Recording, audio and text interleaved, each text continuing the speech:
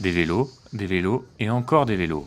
En face de Gien, sur la plus vaste des trois îles d'Hyères, la bicyclette est autant indispensable que la serviette et le maillot de bain. Quelques 51 km de piste entre champs d'oliviers, vignobles, plages et forts permettent aux amateurs de deux roues de découvrir ce petit bijou méditerranéen. Bienvenue à Porquerolles.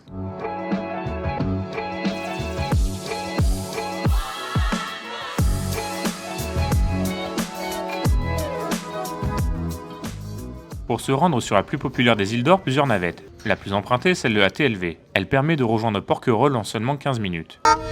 Aujourd'hui, en pleine saison estivale, la société dirigée par Nicolas Vincent effectue 21 allers-retours au départ de la Tour Fondue. C'est l'île qui est la plus touristique, qui est la plus demandée, qui est la plus familiale. On peut avoir des gens qui vont faire du vélo, on peut avoir des gens qui vont à la plage, on peut des gens qui sont friands de culture et qui vont visiter la Fondation Carmignac ou les forts, ou bien prendre un repas tranquillement en famille dans le village. Afin de réguler le tourisme sur le site classé au parc national de Porquerolles, une charte a été signée entre différents acteurs. Nous sommes autorisés, parmi tous les signataires, à transporter 6000 personnes.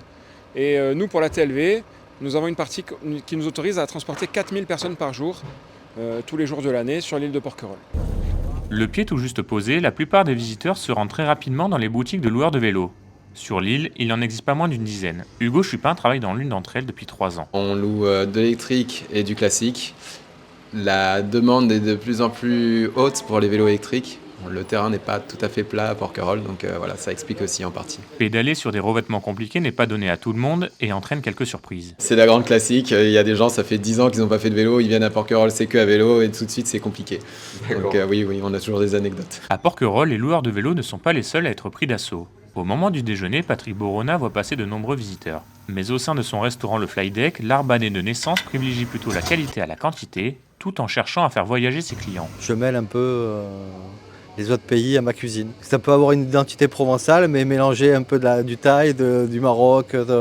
J'aime bien mélanger un peu les cultures en fait. En plus de ces nombreux plats cuisinés à partir de produits locaux, le chef détonne par une proposition. On fait des pique-niques avec des produits frais, on cuit nous notre poulet à basse température, c'est qu'avec des produits frais. Et j'ai mis un système où on met dans le prix une glacière que les gens gardent.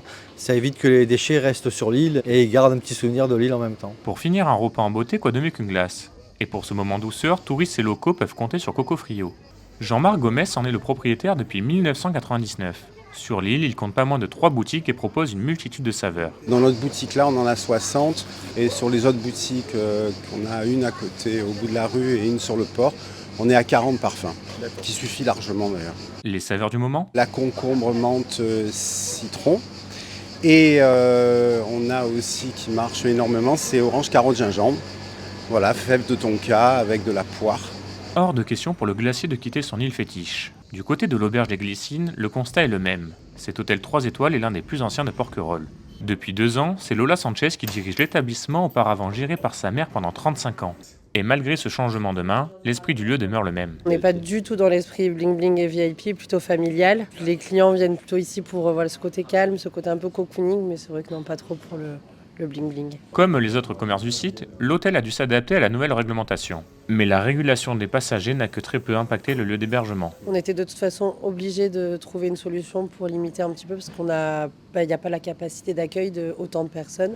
Donc la jauge a été fixée à 6000 personnes et c'est déjà, je pense, suffisant. Je ne pense pas que l'ensemble des commerçants y ait vraiment un gros changement. L'esprit familial, c'est en grande partie ce qui fait le charme de Porquerolles. Mais en plein été, malgré les limitations, il se mêle rapidement à l'afflux de touristes. Lilia et Julien en ont fait les frais. On avait envie d'une petite plage au turquoise. On va peut-être aller explorer une autre plage. En même temps, on a pris la plage, je pense, la plus côtoyée de l'île. Tous deux préfèrent garder le sourire car ils le savent, ils pourront profiter de l'île très prochainement. Pour d'autres, c'est déjà l'heure de dire au revoir à ce petit paradis, alors que sur le trajet inverse, de nombreux insulaires reviennent prendre possession de leurs biens jusqu'au lendemain matin.